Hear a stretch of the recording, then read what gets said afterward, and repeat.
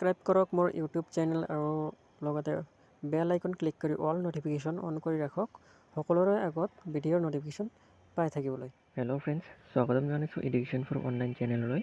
আশা কৰোঁ সকলোৱে ভালে আছে। ফ্ৰেণ্ডছ, আপোনালোকে যদি এমপ্লয়মেণ্ট এক্সচেঞ্জত কাৰ্ড বনাইছিলে তেনেহ'লে চাওক ভিডিঅ'টো, কাৰণ 31 মাৰ্চৰ আগত কৰিব লাগিব এইটো কাম। চাই থাকক কি কাম কৰিব লাগিব। এতিয়া কথা হ'ল, বহুতেই আপোনাৰ এমপ্লয়মেণ্ট এক্সচেঞ্জ অফিচত গৈ অফলাইনত কাৰ্ড বনাইছিলে, ময়ো বনাইছিলোঁ, কিন্তু সেই কাৰ্ডখন 31 মাৰ্চৰ পিছত ইউজ কৰিব নোৱাৰিব। তো চাই থাকক ভিডিঅ'টো।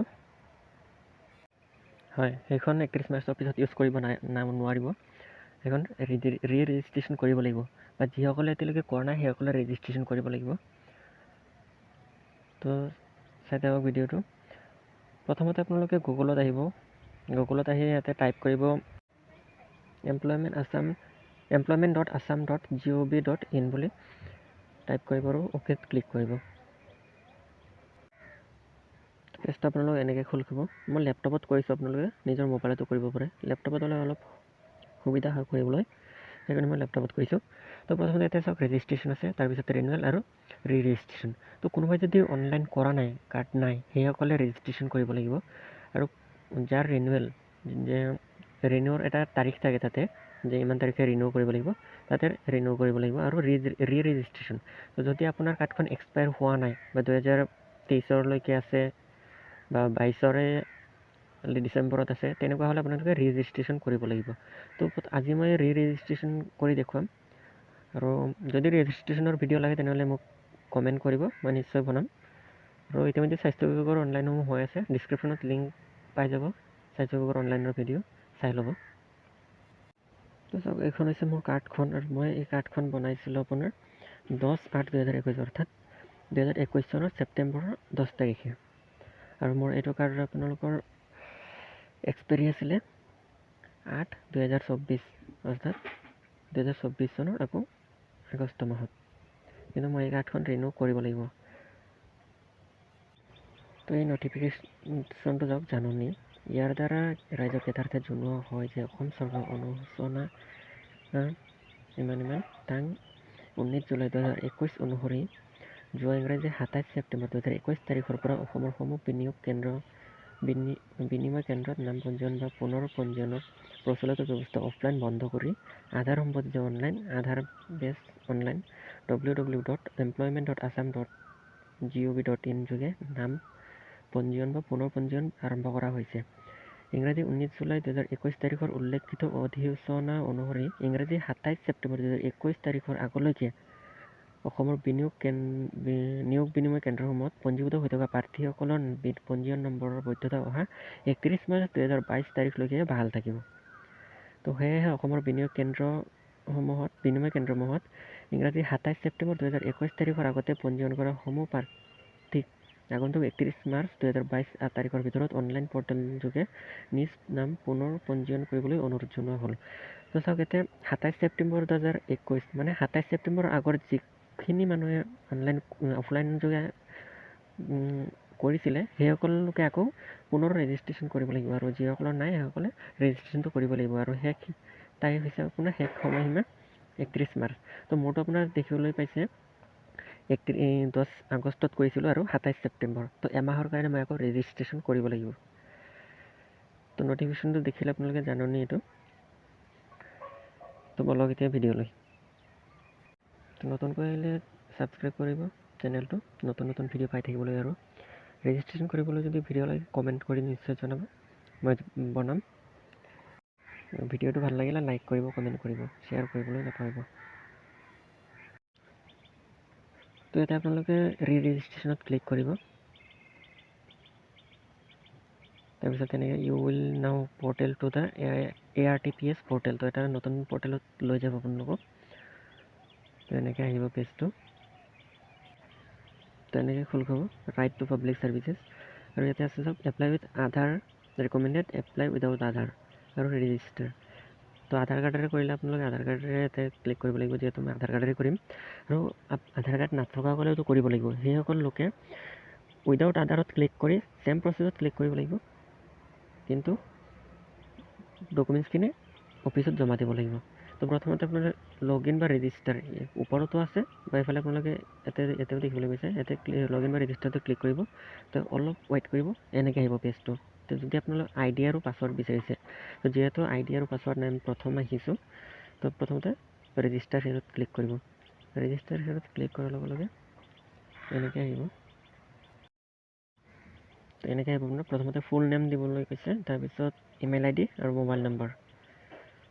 তো এইখিনি দি ল'ব। তাৰপিছত চাওক এটা পাছৱৰ্ড বিচাৰিছে, পাছৱৰ্ডটো আপোনালোকৰ তলত দিয়াই আছে কেনেকুৱা হ'ব লাগিব। চাওক ABCD@123, মানে প্ৰথম আখৰটো ডাঙৰ ফলা কেপিটেল, তাৰপিছত স্মল আৰু @123। চাপ'জ আপোনালোকৰ নাম ৰাহুল, তো আৰটো কেপিটেল দিব, AHUL সেইখিনি দি আপোনালোকে @123 দিব আৰু ষ্টেটটো আছাম চিলেক্ট কৰিব আৰু কেপচাৰ কাৰ্ডটো এনেকৈ দি কেপচাৰ কাৰ্ডটো দি ল'ব। কেপচাৰ কোডটো দি ছাবমিটত ক্লিক কৰিব। ছাবমিটত ক্লিক কৰাৰ পিছত পেজটো লোডিং হ'ব আকৌ। তো ভেৰিফিকেশ্যনৰ এটা এনেকৈ দেখুৱাইছে যে an OTP with validation has been sent to your email ID আৰু মোবাইল নম্বৰ। তো ইমেইল ID আৰু মোবাইল নম্বৰত এটা OTP যাব। তো অ'কেত ক্লিক কৰি দিব। অ'কেত ক্লিক কৰি দিয়াৰ পিছত এনেকৈ আহিব যে ইমেইল OTP আৰু মোবাইল OTP। আপোনালোকে দুটাও দিব পাৰে আৰু মোবাইল দিয়াটো এটা দিলেও হ'ব। তো মই ইয়াতে মোবাইলৰটো দিম। আপোনালোকে প্ৰথমবাৰ OTP নাপালে ৰিচেণ্টত ক্লিক কৰিব, প্ৰথমবাৰ নাযাবও পাৰে। মই OTPটো দি লৈছোঁ। OTPটো দি হোৱাৰ পিছত আপোনালোকে ভেলিডেটত ক্লিক কৰিব। চাওক এতিয়া দেখুৱাই দিছে ইউ হেভ ছাকচেছফুলি ৰেজিষ্টাৰ্ড আৰু ইমেইলত এটা ভেৰিফাই লিংক কৈছে, ইমেইলটো ভেৰিফাই কৰিবলৈ কৈছে। তো এইটো পেজ এতিয়া ক্ল'জ কৰিব। এইটো ক্ল'জ কৰি দিম মই ইয়াতে।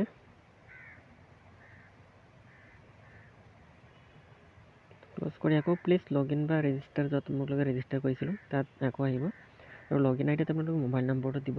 ID হৈছে মোবাইল নম্বৰ আৰু পাছৱৰ্ড OTP। সেই পাছৱৰ্ডটো যে বনাইছিলোঁ, যেন মই যে কৈছিলোঁ ৰাহুল @123, যিটো পাছৱৰ্ড দিব বা যিসকলে পাছৱৰ্ড বনোৱা নাই বা আপোনালোকে OTPৰ দ্বাৰাও কৰিব পাৰে। গেট OTPত ক্লিক কৰিলে মোবাইলত OTP যাব আৰু সেই OTPটো ইয়াতে দি লগইন কৰিব পাৰিব। তো পাছৱৰ্ডটো মই দি পিনে এই কেপচাৰ কোডটো দি ল'ব। কেপচাৰ কোডটো দি লগইনত ক্লিক কৰিব। এইখিনি দি লৈছোঁ মই। তো এনেকৈ খুলিব আপোনালোকৰ পেজটো আৰু সোঁফালে কৰ্নাৰত ৱেলকাম বুলি জনোৱা থাকিব। তেনেকৈ কিছুমান গাইডলাইনছ আছে, চ' গাইডলাইনছ ফৰ ৰেজিষ্ট্ৰেশ্যন এইখিনি মই পঢ়ি নিদিওঁ, বহুত দীঘল হৈ যাব ভিডিঅ'টো। তো আপোনালোকে স্ক্ৰল কৰিব আৰু তলত আহিব একেবাৰে কি কি প্ৰুফ লাগিব, কি কি নালাগিব সেইবোৰ দিছে। তো স্ক্ৰল কৰি তলত আহিব। তলত আহিব এতিয়া আপোনালোকে চাওক আধাৰ ডিটেইলছ, আধাৰ নাম্বাৰ দিব দিছে, ষ্টেট আছাম চিলেক্ট হৈ থাকিব, মানে full name in Aadhaar card. তো এইখিনি দি ল'ব, দি পিনে তাৰপিছত স্ক্ৰল ডাউন কৰিব আকৌ। এতিয়া চাওক এতিয়া নেম অফ এমপ্লয়ী এক্সচেঞ্জ, আপোনালোকে কোনটো এক্সচেঞ্জত আপোনালোকৰ নাম পঞ্জীয়ন কৰিছিলে। তো মই মোৰটো চিলেক্ট কৰি লৈছোঁ। মইতো যিটো চিলেক্ট কৰি আছোঁ সেইটো হৈছে নৰ্থ লখিমপুৰ আৰু অফলাইন যোগে আবেদন কৰা হৈছিলে। তো ইয়াতে কিছুমানে কি কৰে অনলাইনত দি পিনে আপোনালোকে গেট অল ডাটা বুলি আহে মাৰি দিয়ে। তো ইয়াতে ডেট অফ ৰেজিষ্ট্ৰেশ্যন, যিহেতু মই 2021 আগষ্ট মাহৰ 10 তাৰিখে ৰেজিষ্ট্ৰেশ্যন কৰিছিলোঁ, তো ইয়াতে চিলেক্ট কৰি দিম 10/8। তাৰপিছত আপোনাৰ ৰেজিষ্ট্ৰেশ্যন নাম্বাৰ, সেইটো দি দিব। তো গেট অল্ড ডাটাত ক্লিক নকৰিব, কাৰণ আমি অফলাইনত ক্লিক কৰিছিলোঁ। তাতে ৰেজিষ্ট্ৰেশ্যন নাম্বাৰটো দি ল'ব। ৰেজিষ্ট্ৰেশ্যন নাম্বাৰটো দি আপোনালোকে টাইপ অফ ৰেজিষ্ট্ৰেশ্যন ক্লিক কৰিব। ইয়াতে আপোনালোকৰ 4টা অপশ্যন আছে, যিহেতু আমি এতিয়া ৰেজিষ্ট্ৰেশ্যন কৰিছোঁ, তো প্ৰথম যিটো অপশ্যন তাতে ক্লিক কৰিব। ইয়াতে ডিজিটেলাইজ বা ৰিনিউৱেল সেইটোত ক্লিক কৰিব। তো গেট অল ডাটাত ক্লিক নকৰিব, এইটো দিব আমি ডিজিটেলাইজ কৰিব লাগিব প্ৰথমতে। তো ৰিনিউৱেল সেইটোত দিব। চাওক ইয়াতে প্ৰফাইল আপডেট বুলিও আছে, কোৱালিফিকেশ্যন আপডেট বুলিও আছে, আপগ্ৰেড বুলিও আছে। যদি আপোনালোকে মেট্ৰিক পাছ কৰিছিলে, এতিয়া হাই ছেকেণ্ডেৰী ভৰাব বিচাৰিছে বা ডিগ্ৰী ভৰাব বিচাৰিছে, এইটো আপগ্ৰেড কৰিব লাগিব। যে প্ৰফাইলত কিবা ভুল হৈছে প্ৰফাইল আপডেট কৰিব পাৰিব। তো ইণ্টাৰ ডিষ্ট্ৰিক্ট ট্ৰান্সফাৰ, যদি আপোনালোকে এটা ডিষ্ট্ৰিক্টৰ পৰা আন এটা ডিষ্ট্ৰিক্টলৈ ট্ৰান্সফাৰ কৰিছে সেইটোও কৰিব পাৰিব। সেইখিনি দি হোৱাৰ পিছত এপ্লিকেণ্ট ডিটেইলছত আপোনালোকে ফুল নেম আহিয়ে যাব, জেণ্ডাৰটো চিলেক্ট কৰি দিব, মোবাইল নম্বৰটো চিলেক্ট কৰিব, মোবাইল নম্বৰটো দিব। ইয়াতে মোবাইল নম্বৰটো দিয়াৰ লগে লগে এটা মোবাইলত OTP যাব, সেই OTPটো ইয়াত দিব লাগিব। চ' এতিয়া OTP গ'ল, কিন্তু মই OTPটো দিম যদিও মই আপোনালোকক এইটোৱে ক'ম যে এই OTPটো এতিয়াই নিদিব, কাৰণ আপোনালোকক ফৰ্মখন ফিল আপ কৰিবলৈ বহুত সময় লাগিব আৰু সেই সময়খিনিলৈকে এই OTPটোৰ এক্সপায়াৰ হৈ যাব, লোড নল'ব। তো মই আপোনালোকক দেখুৱাই দিছোঁ, কিন্তু মই কৈ দিছোঁ যে এইটো OTPটো মোবাইল নাম্বাৰটো একেবাৰে ফৰ্মখন পূৰাই হ'লে লাষ্টত আপোনালোকে পূৰাব। তাৰপিছত OTPটো লগে লগে আহিব, ভেলিডিটত ক্লিক কৰিব, OTPটো আহিলে তাৰপিছত লাষ্টত গৈ ছাবমিট কৰিব। তো এতিয়া OTPটো দি ভেলিডেটত ক্লিক কৰিছোঁ। তাতে দি হোৱাৰ পিছত আপোনালোকে ভেলিডেটত ক্লিক কৰিব।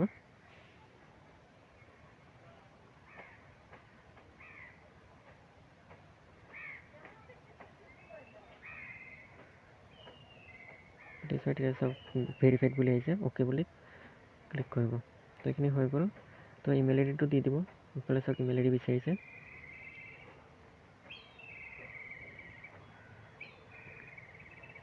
এতিয়া ইমেইল আইডি আৰু ফাদাৰ্ছ নেমটো দিব।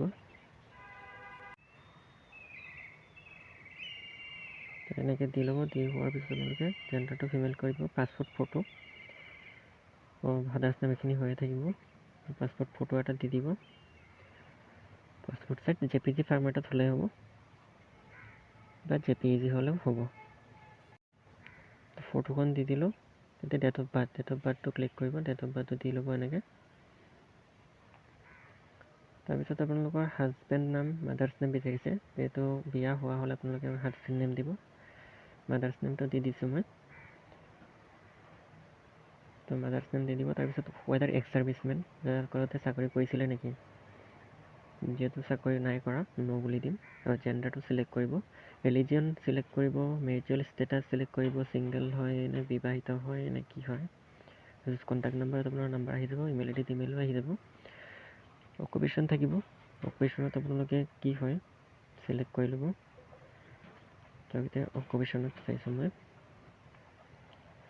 অকুপেশ্যনত আপোনাৰ আছে বিজনেছ, ষ্টুডেণ্ট, আদাৰ নে ক্লাৰ্ক।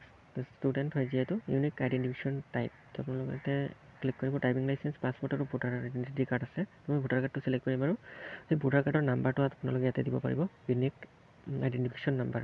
ভোটাৰ কাৰ্ডৰ নাম্বাৰটো দি দিব। তাৰপিছত প্ৰমিনেণ্ট আইডেণ্টিফিকেশ্যন মাৰ্ক, যদি আপোনালোকৰ গাত কিবা কটা চিঙাৰ দাগ আছে, সৰুতে পৰিছিলে, ভৰিত দাগ আছে, হাতত দাগ আছে, সেইটো দি দিব। মই এইখিনি দি লৈছোঁ। এইখিনি দিয়া হোৱাৰ পিছত আপুনি ফিজিকেল এইখিনি দিব নালাগে, হাইট, ৱেইট, আই, চেষ্ট এইখিনি দিব লাগে। ষ্টামাক নাই, additional physical person with disability সেইখিনি এইটো নকৰি দিব, এইটো ষ্টামাক আছে যিহেতু। চব মনত ৰাখিব, যিখিনিত আপোনালোকে ষ্টামাক আছে সেইখিনি মেণ্ডেটৰী হয় বাধ্যতামূলক, সেইখিনি পূৰাবই লাগিব। তাৰপিছত হাইষ্ট এডুকেশ্যন লেভেল, এতিয়া হাইষ্ট এডুকেশ্যন লেভেল 12 পাছ মই ক্লিক কৰিম। আপোনালোকৰ যিটো সেইটো ক্লিক কৰিব। মই 12 পাছ এইটোত ক্লিক কৰি দিম। লগতে হাইষ্ট কোৱালিফিকেশ্যন এক্সামিনেশ্যন পাছ, তো 12 আৰ্টছৰ পৰা, যিহেতু 3টা ষ্ট্ৰীম থাকে, তো এনেকৈ চিলেক্ট কৰি দিম। তাৰপিছত হ'ব এডুকেশ্যন কোৱালিফিকেশ্যন, এতিয়া আপোনাৰ এক্সামিনেশ্যন পাছ, প্ৰথমতে আপোনালোকে মেট্ৰিকটো দিব লাগিব, এইটো 12 দিলোঁ। তাৰপিছত এক্সামিনেশ্যন পাছ, প্ৰথমতে 12 দিব লাগিব। তাৰপিছত এইটো প্লাছ, বাওঁফালে যিটো প্লাছ আৰু ক্ল'জ চিন আছে, প্লাছত ক্লিক কৰি আৰু এটা এড কৰিব লাগিব। প্ৰথমতে 10 পাছ চিলেক্ট কৰিব, এতিয়া এটা প্লাছ চিন আৰু এটা, সেইটো 12 পাছ চিলেক্ট কৰিব, 12 আৰ্টছ, এইটো এনেকৈ দি দিছোঁ। তাৰপিছত মেজৰ ছাবজেক্ট, যিহেতু আপোনাৰ ক্লাছ 10ত মেজৰ বা ইলেক্টিভ দিছে, ইলেক্টিভ ছাবজেক্ট থাকে হিন্দী বা বহুতৰ কিছুমান সংস্কৃত থাকে, তো যিটো হয় দি ল'ব। তাৰপিছত চাওক ইয়াতে বাকী ছাবজেক্ট, ছেকেণ্ডত আছে ছাবজেক্ট আদাৰ, তেনেকৈ হিন্দীটো ইলেক্টিভ ছাবজেক্ট এৰি বাকীখিনি দিব। বৰ্ড বা ইউনিভাৰ্চিটি আপোনালোকে জানেই ছেবা হ'ব, আৰু কোনটো স্কুলৰ পৰা পাছ কৰিছিলে। তাৰপিছত ডেট অফ পাছ এটা দি দিব। তাৰপিছত আপোনালোকে ৰেজিষ্ট্ৰেশ্যন নাম্বাৰটো দিব। তাৰপিছত কিমান পাৰ্চেণ্টেজ আৰু কি ডিভিজন, ফাৰ্ষ্ট নে ছেকেণ্ড, তো দুটাৰো এনেকৈ দি ল'ব। তো ইলেক্টিভত আপোনালোকে দি ল'ব হিন্দী বুলি। আৰু আপোনালোকৰ হায়াৰ ছেকেণ্ডেৰীত 4টা থাকে, ইংলিছ আৰু ML বাদে বাকী যিকেইটা 4টা সেইকেইটা হ'ব ইলেক্টিভ ছাবজেক্ট, আৰু বাকী ছাবজেক্টত ML আৰু ইংলিছ পৰিব। আৰু 10ত আপোনাৰ হিন্দীটো বাদে বাকী 5টা ছাবজেক্ট বাকী ছাবজেক্টত পৰিব। তেনেকৈ দি ল'ব, এনেকৈ দি লৈছোঁ। তো এইখিনি পূৰাই লৈছোঁ মই, বহুত সময় লাগি যাব। তেনেকৈ পূৰাই গৈ থাকিব। মই এনেকৈ ছাবজেক্ট দি দিছোঁ আৰু এইখিনি দি ল'ব। লগত দুটা একেলগে পূৰাই গৈছোঁ। তো মেট্ৰিকৰ বৰ্ড হয় আপোনালোকৰ ছেবা আৰু হায়াৰ ছেকেণ্ডেৰী বৰ্ড হয় Assam higher secondary education council AHSEC। তো এইখিনি দিব এনেকৈ। তাৰপিছত আপোনাৰ ইনষ্টিটিউট বা কলেজ এইটো দিব। মোৰ এইখিনি দি হৈ গ'ল, ডিভিজন দি হৈ গ'ল।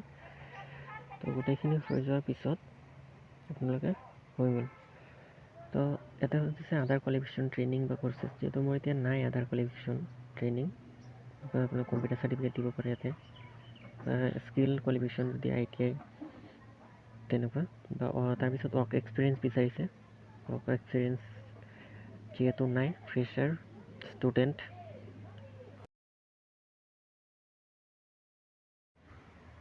তো এইখিনি মই এনেকৈ ৰাখিম। টোটেল ৱৰ্ক এক্সপিৰিয়েঞ্চ এইখিনিও নিদিওঁ।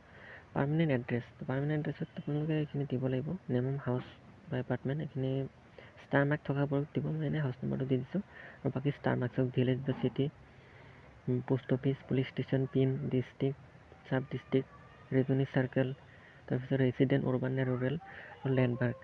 তো ষ্টাৰ মাৰ্কখিনি দি দিছোঁ মই। আৰু চেম এজ পাৰ্মানেণ্ট এড্ৰেছ কমিউনিকেশ্যনত আছে আপোনালোকে চেম এজ পাৰ্মানেণ্ট, যিহেতু বাসিন্দা একেটাই হয়। কিছুমানে কি হয় যে পাৰ্মানেণ্ট এড্ৰেছ বেলেগ হয়, কমিউনিকেশ্যন বেলেগ হয়, তেনেকৈ দি ল'ব। তাৰপিছত আপোনালোকে লেংগুৱেজ নোন, তো এটা যেনেকৈ কি লেংগুৱেজ জানে সেইখিনি দি দিব। ছাপ'জ মই এটা এছামিজ লিখিব জানো, ৰিড ৰাইট এণ্ড স্পীক, লিখিবও জানো, পঢ়িব জানো, লিখিব জানো, ক'বও জানো। তেনেকৈ মই যিখিনি জানো সেইখিনি দি লৈছোঁ। তেনেকৈ দি ল'ব পাৰে আপোনালোকে। এইটো ষ্টাৰ মাৰ্ক নাই নিদিলেও হ'ব। এমপ্লয়মেণ্ট এক্সচেঞ্জ আপোনালোকৰ অট'মেটিক এটাই থাকিব, সেইটো চিলেক্ট কৰি ল'ব। তাৰপিছত আপোনালোকৰ ডিক্লেৰেশ্যন ফৰ্ম এখন আহিব এনেকৈ। ডিক্লেৰেশ্যনৰ তলত যাব।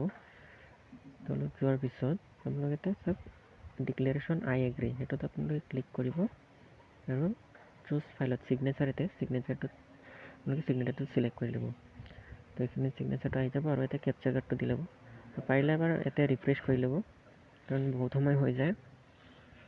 তো এইটো কাৰণে মই কৈছিলোঁ চব বহুত সময় লাগিব। ইয়াতে আপোনালোকে গোটেইখিনি ফৰ্মখন পূৰাই হোৱাৰ পিছত ছাবমিটত ক্লিক কৰিব, আৰু সেইকাৰণে মই কৈছিলোঁ যে মোবাইল নাম্বাৰটো লগে নিদিব।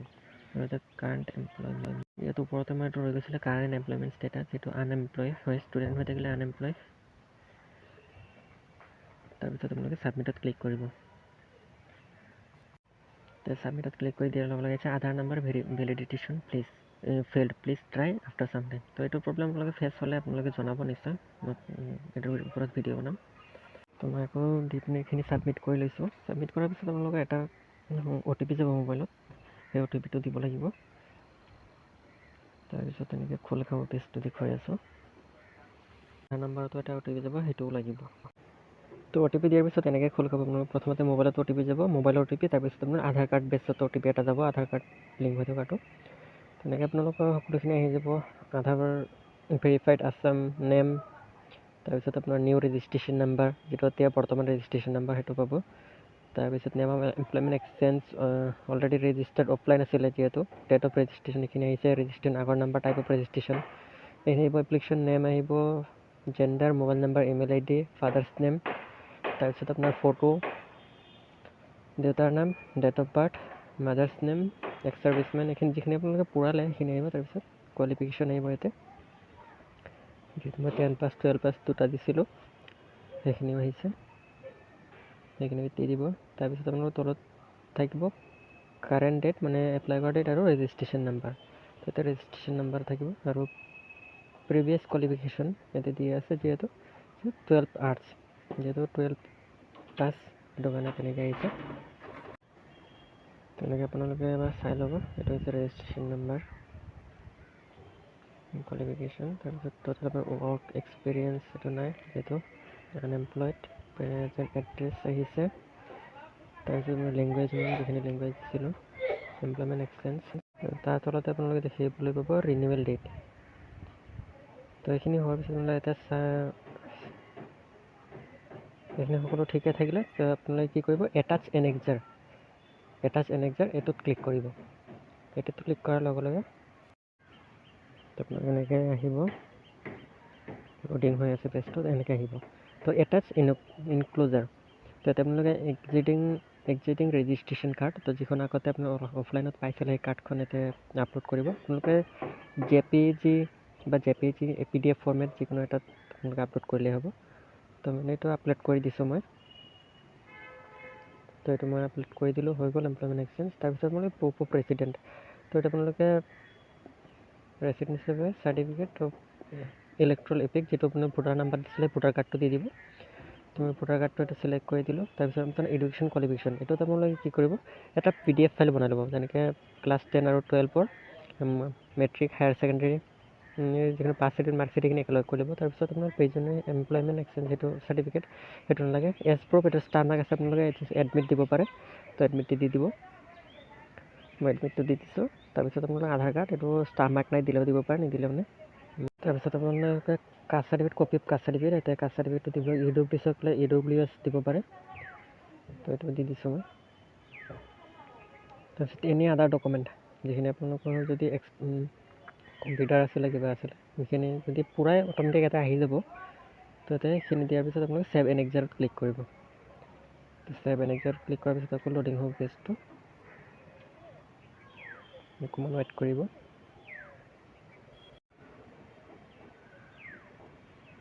তো ইয়াতে আপোনাৰ দেখুৱাব আপোনাৰ কি কি ডকুমেণ্ট ছাবমিট কৰিলে, ইয়াতে লিখা আহি যাব। এইটো এনেকৈ ফৰ্মখন আহিব, তলত লিখা থাকিব আপুনি কি কি চাৰ্টিফিকেট দিছে, তেনেকৈ থাকিব। আৰু আপোনাৰ নাম, কোৱালিফিকেশ্যন, গোটেইখিনি আগৰ ফৰ্মখন ছেমে থাকিব। লগতে আপোনাৰ কোৱালিফিকেশ্যন যিখন দিছে, কোৱালিফিকেশ্যন চাৰ্টিফিকেটখিনি এইখিনি ইয়াতে আহিব। তাৰপিছত আপোনালোকে ইয়াতে ছাবমিটত ক্লিক কৰিব। তেনেকৈ মই এইখিনি দিলোঁ, এতিয়া আপোনালোকে ছাবমিটত ক্লিক কৰিব। তো ফাইনেলি হৈ গ'ল। এতিয়াই আহি পৰিব আপোনাৰ এমপ্লয়মেণ্ট এক্সচেঞ্জৰ কাৰ্ডখন। তো এইখনেই হৈছে government identity, government of Assam, তেনেকৈ আহিব আইডেণ্টিটি কাৰ্ড, কাষ্ট চাৰ্টিফিকেটটো তেনেকৈ আহিব আপোনালোকৰ। তাৰপিছত ৰিনিউৱেল ডেট এটা লিখা থাকিব, আপোনালোকে কেতিয়া ৰিনিউ কৰিব লাগিব। তো মোৰ এতিয়া ৰিনিউ কৰাৰ তাৰিখ হৈছে 21/2/2025। তো 9 নম্বৰ অপশ্যনৰ তলত আছে, তো আপোনালোকে ডাউনলোড কৰিলে গমেই পাব।